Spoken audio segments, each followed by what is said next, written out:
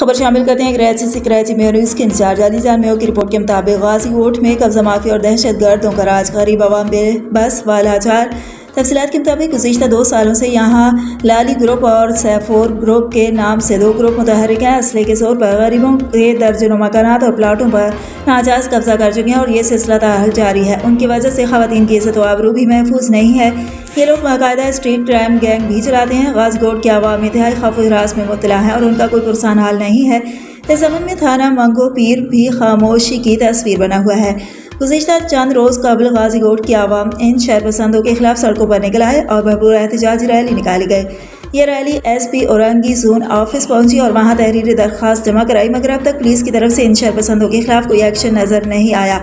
अवाम ने वज़ीर आला Sindh, IG Sindh, DIG west, SSP west, SP Orangi zone, SHO मुतालिका थाना, DG ranger Sindh, wing commander और DSR साहिबान से पुरजोर अपील की है कि इस अहम मसले की तरफ फौरी तवज्जो देकर इन कब्जा माफिया और शहरपसंदों के खिलाफ रास्त कानूनी इकदाम करके उनका कला कमा किया जाए।